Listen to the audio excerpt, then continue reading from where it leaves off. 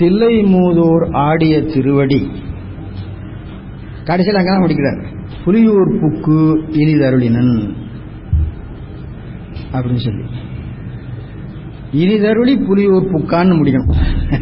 Puliyur book இனிதருளினன் அப்படிங்கிறத இனிதருளி புலியூர் புக்கான். அதான் அவனுக்கு இடம். மலை அது, கோயில் இது. அதனால அவனுக்கு அது இடம். எடுக்கிற பொழுதே தில்லை மூதூர் ஆடிய திருவடி. தில்லை ஸ்தலம் நடனம் செய்வதற்கு ஏற்ற ஸ்தலம். நடனம் செய்வதற்கு ஏற்ற ஸ்தலம்னா என்ன அப்படின்னு கேட்டா, சிவபெருமான் எப்பவும் இயங்கிக் கொண்டே இருப்பான். அவனுக்கு ஓய்வு கிடையாது. அவன் ஓய்ந்தானா பிரபஞ்சத்தினுடைய இயக்கமும் ஓய்ந்து விடும். அதை உமையம்மைக்கு செய்து காட்டியிருக்கிறார் அப்படிங்கிறத நம்ம கந்தபுராணத்தில் படிச்சிருக்கிறோம். சிறிது பொழுது நான் மற்ற பொருள்களை, அதுவும் உன்னையும் உட்பட நீங்கி நிற்பேனே, ஆனால் உலகத்தில் எந்த இயக்கமும் நடக்காது அப்படிங்கிறத கந்தபுராணத்தில் உமை கையிலை நீங்குபடலாம் அப்படிங்கிற பகுதியில் நாம் பார்த்திருக்கிறோம். அதனால அது ஆடுவதற்குரிய இடம். ஆடுவதற்குரிய இடம் எது அப்படின்னு கேட்டா இருதயஸ்தானம். அதனாலதான் நமக்கு பூஜை ஸ்தானம் இருதயத்தை சொல்றது. ஓமஸ்தானம் நாபி, தியானஸ்தானம் புருவநடு, பூஜை ஸ்தானம் இருதயம். இந்த இடத்துல தான் பெருமான் ஆடிக்கொண்டே இருக்கிறார். அவர் கூடவே நாம் இருந்து கொண்டிருக்கிறோம். நம்மோட இருந்துதான் ஆடுறார் அவர். நல்ல ஞாபகம் வைத்துக் கொள்ள வேண்டும். நாம உடம்பு முழுவதும் இருக்கிறோம், அதுல ஒன்றும் சந்தேகமே இல்லை. ஆன்மா எங்க இருக்குது அப்படின்னு கேட்டா உடம்பு முழுவதும் இருக்குது. ஆனா எங்க இருக்குன்னு குறிப்பா சொல்ல முடியுமா? ஆன்மா எந்த விடயத்தை எந்த பொறியின் மூலமாக அனுபவிக்கிறதோ அந்த பொறியிலே இருக்கிறது. ஏனைய பொறியில இல்லைன்னு சொல்ல முடியாது. அது வியாபகம். எது அதை கவர்ந்து கொள்ளுகிறதோ அதனோடு இருக்கும். அதனோடு இருக்குன்னா அதனுடைய அளவு எவ்வளவோ அவ்வளவு இருக்கும். அதுதான் வசித்திட வரும் வியாபகம் அப்படின்னு பேர். நமக்கு இதயம் உடம்புல பாதி பகுதிக்கு மேலே இருக்கிற பகுதியில பாதிக்கு மேல் பகுதி. உடம்பு என்பது என்னங்கிறது உங்களுக்கு தெரியும். கால் பெருவிரல் இருந்து உச்சந்தலை வரையிலும் உடம்பு தான். ஆனால் ஒரு பாதி இந்த பாகத்தோட போயிடும், இடுப்போட போயிடும். அதுதான் அரைன்னு பேர். அதுக்கு மேல இருக்கிற பாதியை ரெண்டா பிரிக்கிறோம். அரை என்பது எண்ணல் அளவை ஆகுபெயர், கால் என்பது எண்ணல் அளவை ஆகுபெயர், கை என்பது இடப்பெயர். கைன்னா பக்கம்னு அர்த்தம். கை இங்கேயும் இங்கேயும் இருக்கிறது இல்லையே, இங்கேயும் இங்கேயும் தான் இருக்குது. கை என்ற சொல்லுக்கு பக்கம். கை என்ற சொல்லுக்கு அநேக பொருள் உண்டு. சிறுமைன்னு ஒரு பொருள் உண்டு,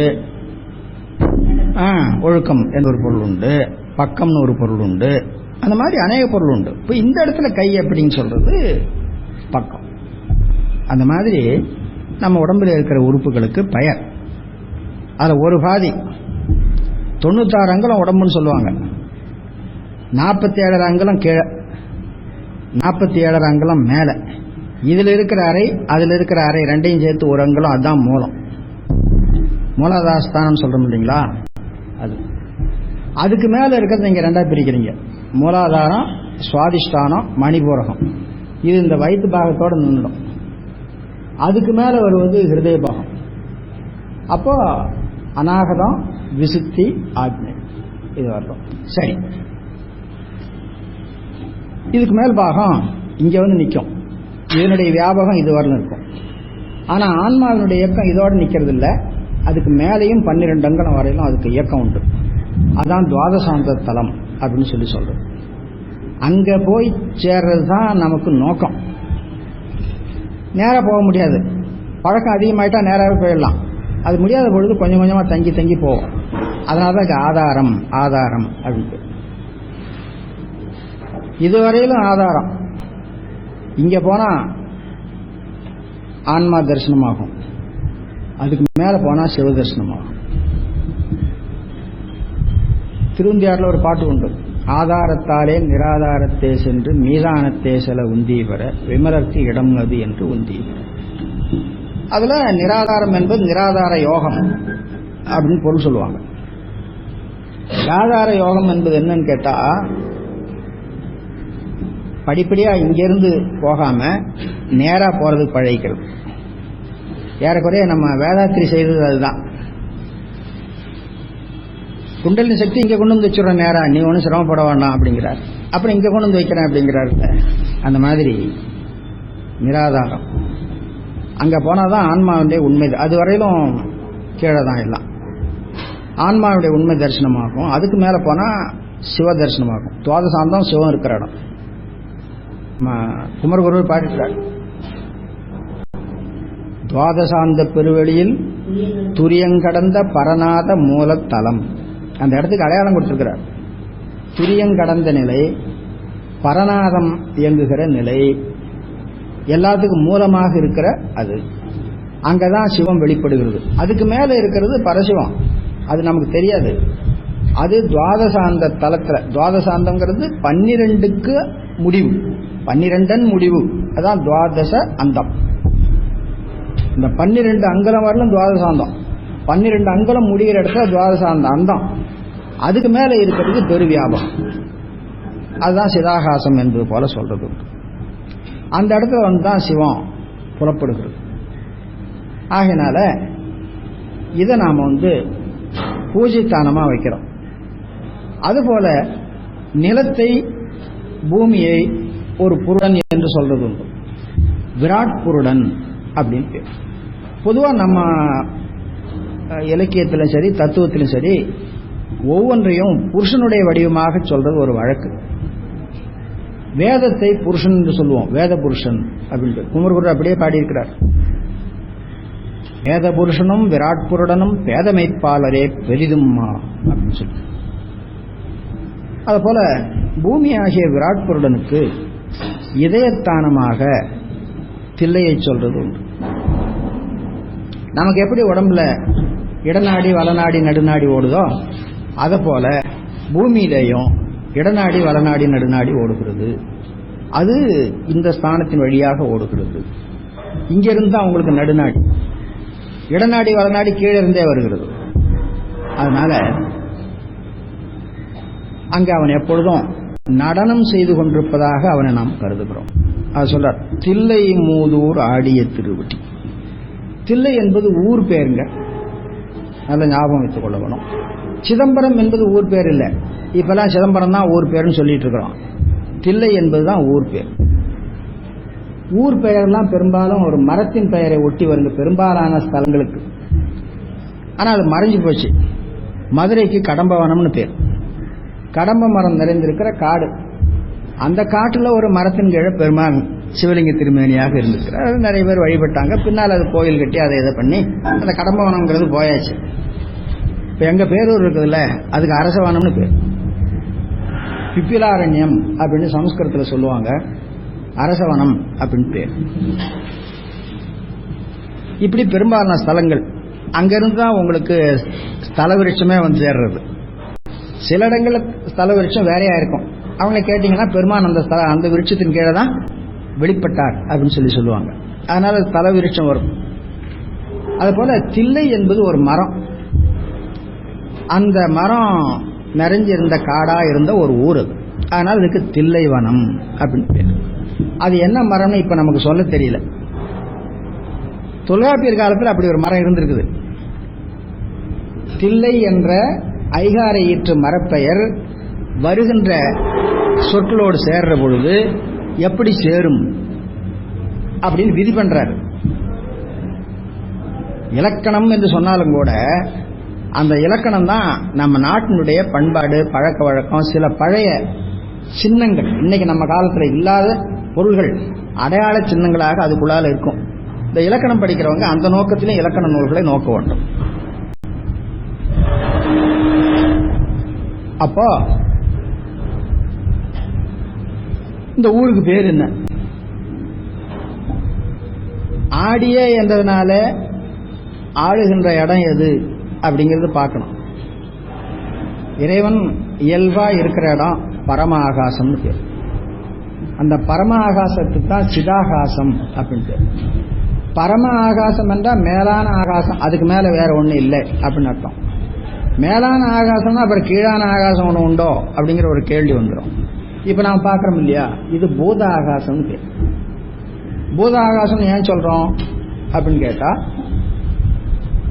பூதாதி அகங்காரம்னு ஒரு அகங்காரம் இருக்கு இல்லையா, தாமத அகங்காரம்னு சொல்லுவோம், பூதாதி அகங்காரம் சொல்லுவோம். தாமத அகங்காரம் ஏன் சொல்லுகிறோம் அப்படின்னு கேட்டா, முக்குணத்துல தாமத குணம் மிகுதியினால வந்த அகங்காரம்.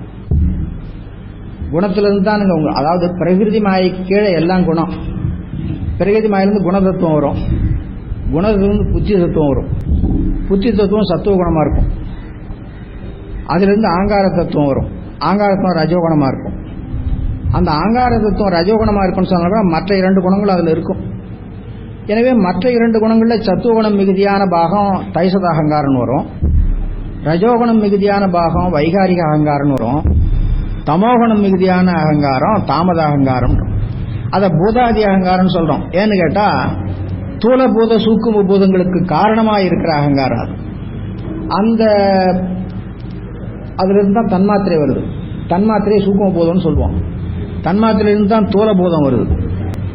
அதான் ஆகாயம், காற்று, நெருப்பு, நீர், மண்ணு என்று வரும்.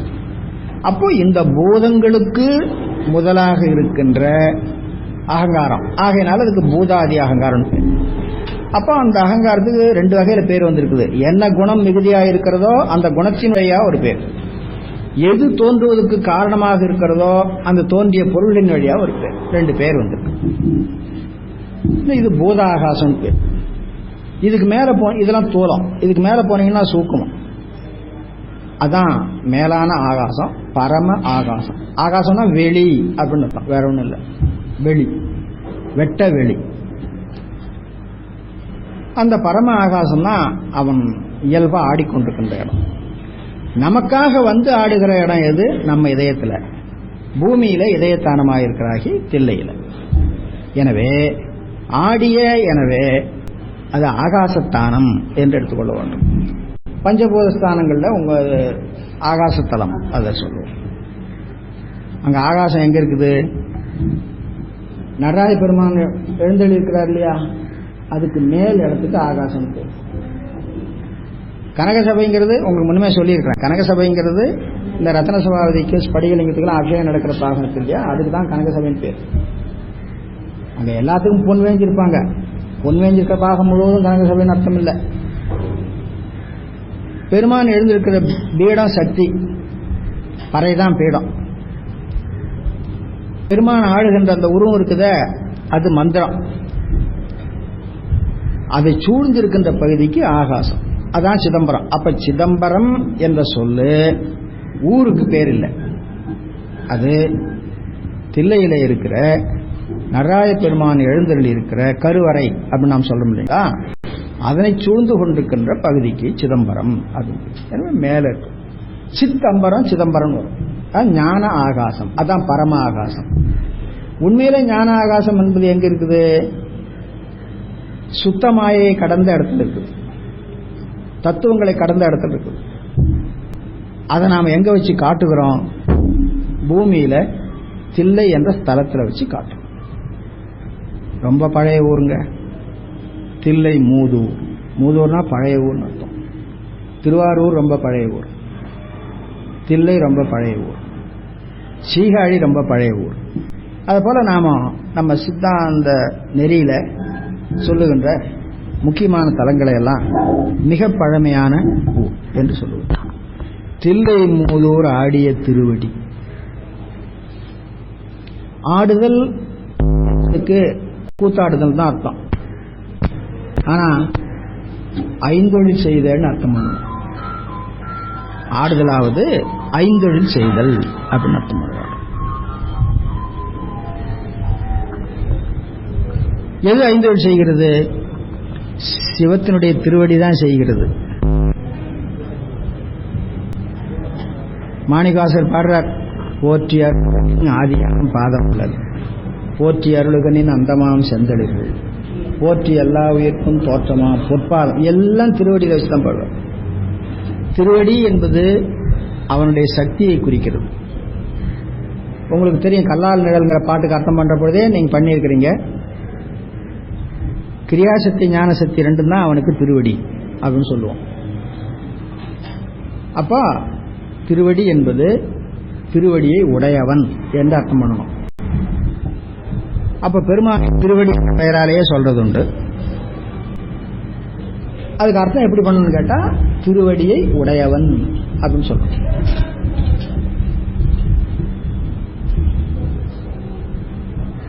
அப்போ அதுக்கு ஒரு விகுதியை கூட்டிக்கணும், அன் விகுதி கூட்டணும். அன் விகுதி கூட்டினா ஒரு சாரி வேணும். திருவடியோட அன் கொண்டு திருவடியன் வராது, திருவடியினன் வரணும். ஒரு இன் சாரியை கூட்டிக் கொள்வோம். அப்ப திருவடி என்பது திருவடியினன் அப்படின்னு சொல்லி சொல்லணும். இலக்கணம் படிச்சவங்களா இருந்தா ஆகுவேர்னு சொல்லக்கூடாது, அன்மொழித்தவர்னு சொல்லணும். ஆனா உறுப்பாகுவேர், சினையின் பெயர் முதலுக்கு வந்தது, அதனால உறுப்பாகுவேர் அப்படி பண்றதில்லை.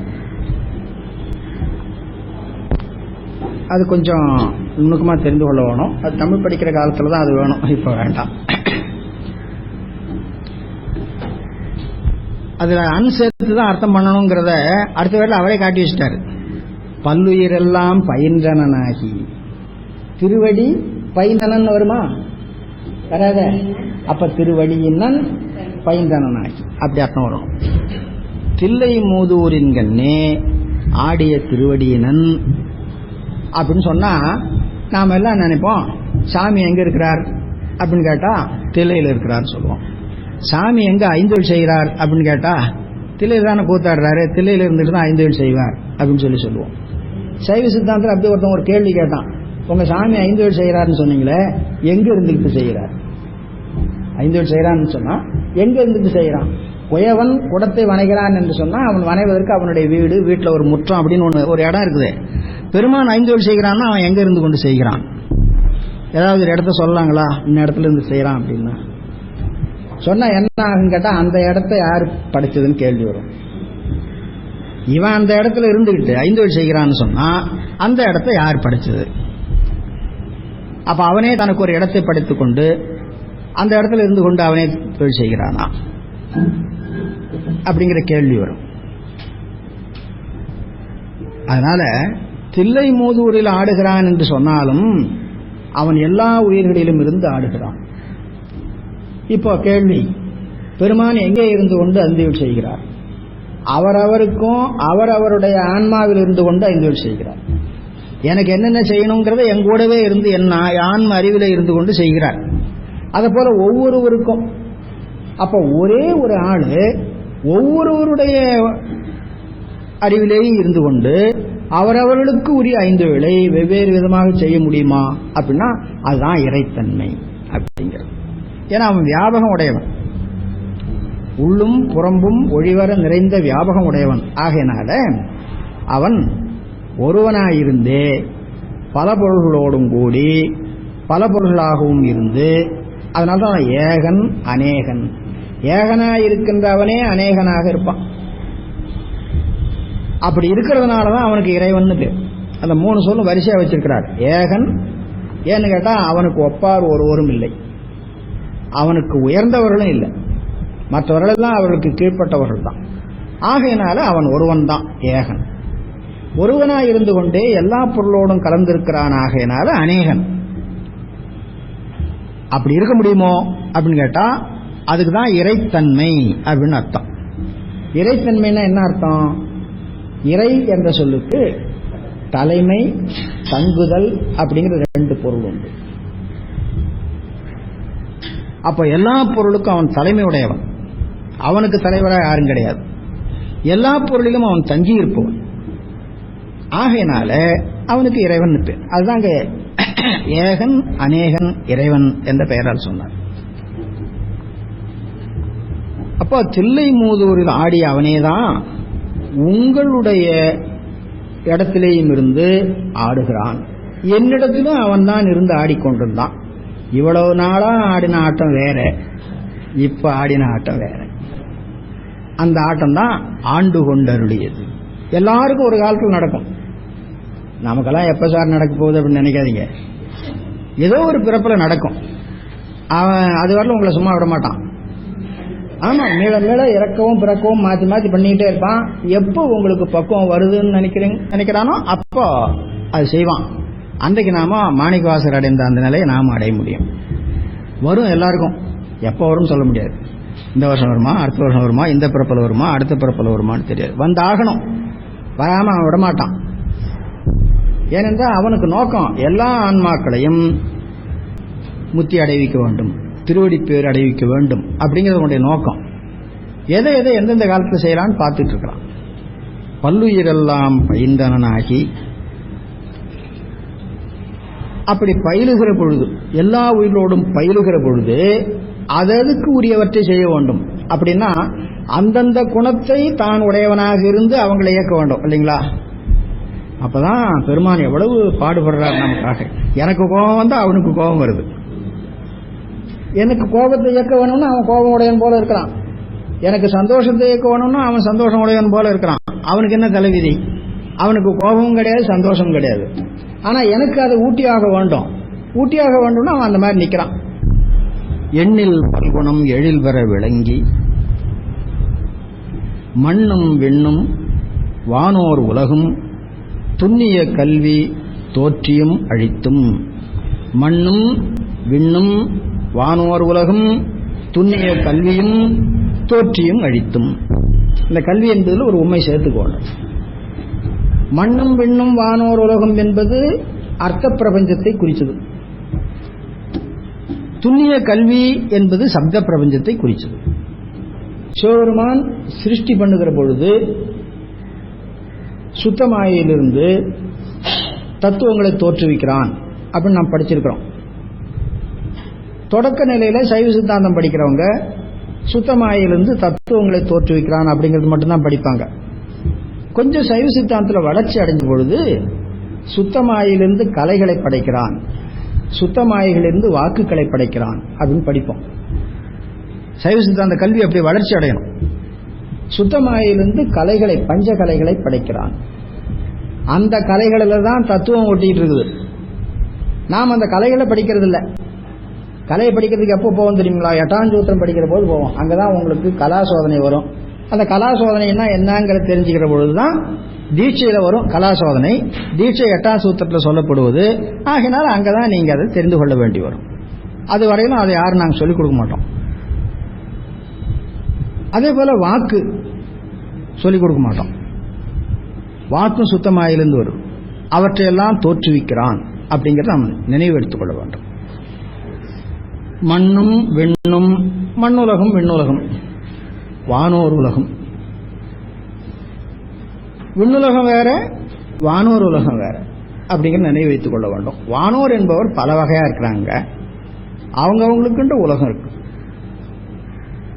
சொர்க்கம்ங்கிறது பொதுவா, அதுல தலைவனா இருக்கிற இந்திரனுக்கு ஒரு இடம் இருக்கு. அவனுக்கு மேற்பட்டவனா இருக்கிற பிரம்மாவுக்குன்னு ஒரு உலகம் இருக்குது.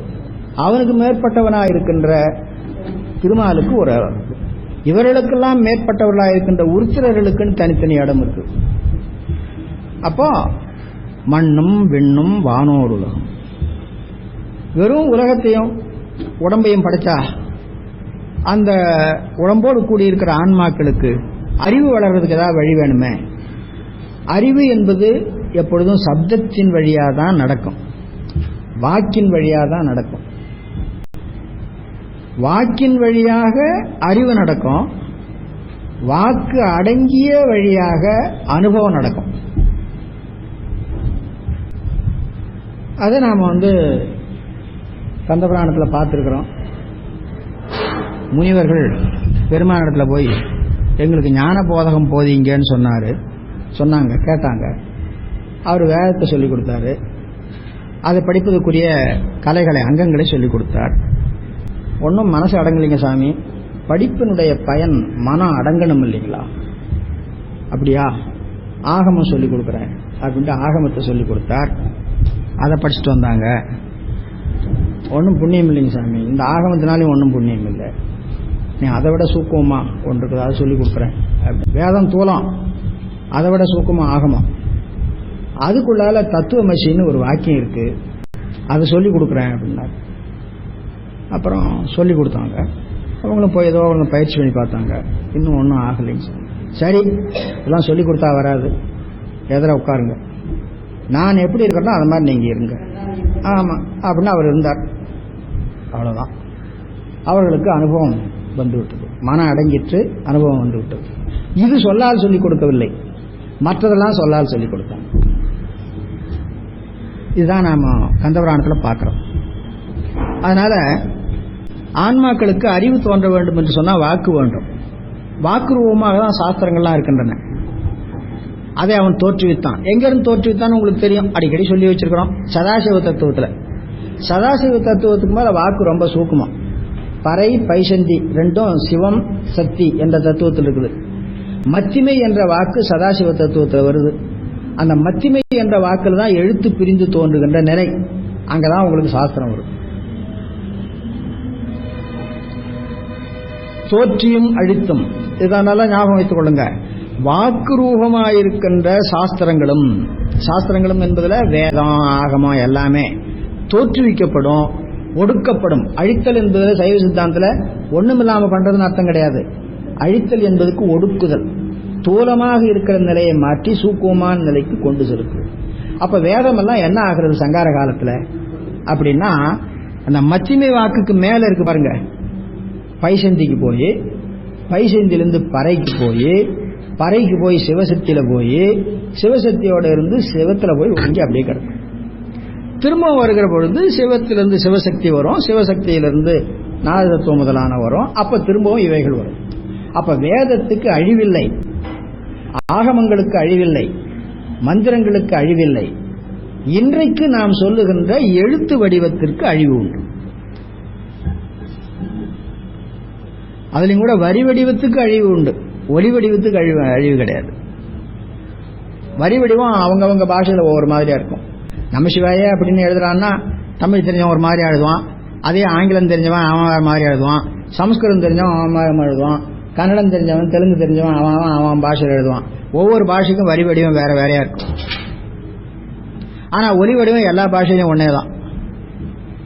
ரொம்ப நாளைக்கு முன்னால என்ன ஒருத்தர் கேட்டார், ஏங்க நமசிவாயன்னு சொல்லி கொடுக்குறீங்களா, அது சமஸ்கிருத மந்திரமா தமிழ் மந்திரமா அப்படின்னு கேட்டார். அவர் கேட்டவனுடைய நோக்கம் என்ன தெரியுமா, நீங்க எல்லாம் தமிழ் தமிழ் சொல்லிக்கிறீங்களே, நீங்க நமசிவாயங்கிறத சமஸ்கிருத மந்திரம் தானே சொல்றீங்க அப்படிங்கறது அப்படி கொஞ்சம் ஏளனமா கேட்கற மாதிரி கேட்டார். நான் சொன்ன மந்திரத்துக்கு மொழி வேறுபாடு கிடையாதுயா, எழுத்துறதான் உங்களுக்கு வேறுபாடு இருக்கிறது. எனவே இவைகள்லாம் தோற்றுவிக்கப்படும், ஒடுக்கப்படும். சிவசக்தியும் ஒடுக்கப்படும், சிவம் மட்டும்தான் எதிரையும் ஒடுங்காம நிற்கும். துண்ணிய கல்வி தோற்றியும் அழித்தும். இதெல்லாம் எதுக்காக இவ்வளவு வேலை? ஆன்மாக்களிடத்தில் இருக்கின்ற ஆணவமல இருட்டை போக்குவதற்கு தான். அதை தன்மேல் வைத்து சொல்றார். என்னுடைய இருளை ஏறத் துறந்தும், என்னுடைய இருளை ஏறத் துறந்தும். இருள்னா உங்களுக்கு என்னன்னு தெரியும். சைவ சித்தாந்தத்தை பொறுத்தவரைக்கும் இருள் என்று சொன்னால், ஆசு என்று சொன்னால், மலம் என்று சொன்னால் ஆணவம் நட்டம். ஏறத் துறந்தும், முற்ற அழித்தும். என்னுடைய இருளை ஏறத் துறந்தும். துறந்து என்ன பண்ண போறாரு? இப்போ மேல என்னுடைய இருளையும் தனக்கு சொன்னாரு. அதன் பிறகு அவர் என்ன செய்ய போறாருங்கிறத மற்ற அடியார்களோடு ஒருவனாக தன்னை ஆக்கி கொண்டு அவர்கள் வழியில சொல்லுகிறார். அடியார் உள்ளத்து அன்பு மீதூர குடியாக் கொண்ட கொள்கையும் சிறப்பும். என்னுடைய இருளை ஏறத் துறந்ததுக்கு என்ன பயன்? என்னை போல இன்னும் பல ஆன்மாக்களுடைய இருளை ஏறத் துறந்ததற்கு என்ன பயன் அப்படின்னு கேட்டா, அந்த இருளை துறந்ததினாலே அடியார்கள் உள்ளத்திலே அன்பு மீதூரும். எப்படி இருளை துறந்ததினாலே அடியார்களிடத்துல அன்பு மீதூரும் அப்படின்னு கேட்டா, ஒரு நாளைக்கு உட்கார்ந்து நினைச்சு பார்ப்பாங்கல்ல, நாம இவ்வளவு கடினமானவனா கடந்தமே, நம்ம ரொம்ப பக்குவப்படுத்தி, நம்ம பக்குவப்படுத்துறது எவ்வளவு கஷ்டப்பட்டிருப்பார், எவ்வளவு கஷ்டப்பட்டாரு. முதல்ல தன்னிடத்தில் இந்த சக்தியை தோற்றுவித்தார், அந்த சக்தியை திரோதானமாக ஆக்கினார். திரோதானத்தை வைத்து மாய கன்மங்களை இயக்க பண்ணினார். மாய கன்மங்களை இவனுக்கு கூட்டி தனுகரண போன போகங்களாக கூட்டி அனுபவிக்க பண்ணார். ஒரு பிறவியில அனுபவத்தில் இவனுக்கு அறிவு தெளிதா? எத்தனை பிறவி எடுத்து அந்த பிறவிகள் தோறும் இவன் கூடவே இருந்தான். ரொம்ப பாவம் பெருமானுக்கு, இவ்வளவு கஷ்டப்பட்டிருக்கிறியே சாமி அப்படின்னு நினைக்க வேண்டியது. நாம கர்ப்பத்தில் கிடந்தா அவனும் நம்ம கூட வந்து கிடக்கிறான். அவனுக்கு என்ன தலைவிதி? கர்ப்பத்தில் கிடந்து பிறக்காத ஆண்டவன் நாம கர்ப்பத்தில் கிடக்கிறோங்கிறதுக்காக நம்ம கூட எதுக்கு? அவன் கூட இருந்துதான் நம்ம காப்பாற்றி ஆகணும். போற்றி திருத்தாண்டகத்தில் சொல்றாரு. அதில் இருக்கிற சுருக்கம் தான் காயக்கருக்குழியில் காத்திருந்தும். அந்த காயக்கருக்குழியில் அப்படிங்கறதுல என்னென்ன ஆபத்து வரும் தான் இவர் வருஷா முதல் மாசத்துல இருந்து பாடிட்டார். அவர் அங்க சுருக்கமா சொல்லிட்டார், காயக்கருக்குழியில் காத்திருந்தும் அப்படின்னு சொல்லி.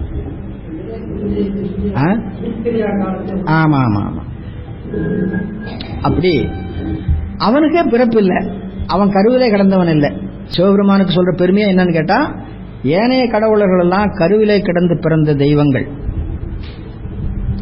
அவங்க என்ன பேர் வச்சிருக்கிறா தெரியுங்களா? குமரகுருபரர் செத்து பிறக்கின்ற தெய்வங்கள். செத்து பிறக்கின்ற தெய்வங்கள். சிவம் முருகன் இந்த ரெண்டு பேருக்கும் செத்து பிறக்கின்ற கிடையாது. முருகப்பெருமான பாடுறாரு அவர், செத்து பிறக்கின்ற தெய்வங்கள் மணவாட செங்கீரை ஆடியருடைய. முத்துக்குமாரசாமி பிள்ளை தமிழ் வைத்தீஸ்வரன் கோயில்ல செல்வ முத்தையான்னு சொல்லுவாங்க.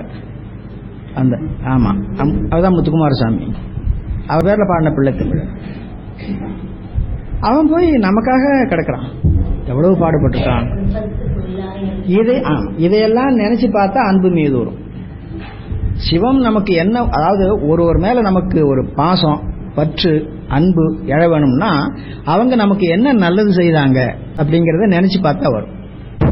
நாம அதை நினைக்க மாட்டோம், என்ன தொந்தரவு பண்ணாங்கிறது மட்டும்தான் நினைச்சிட்டு இருப்போம். அதை மட்டும் நினைச்சிட்டு இருந்தா பகைதான் வளருமே தவிர அன்பு வளரும். அதுதான் திருவள்ளுவர் சொன்னார், அவர் செய்த ஒன்று நன்று உள்ள கெடும். அவ்வளவு தீமை செய்யறதுதான் செய்து போயிட்டேயா, அதுல ஏதாவது ஒரு நல்லது செய்திருப்பான் இல்லையா, அதை நீங்க நினைங்க போதும், அத்தனை தீமை அடிபட்டு போகும். கொன்றன்னா என்ன செய்யணும்?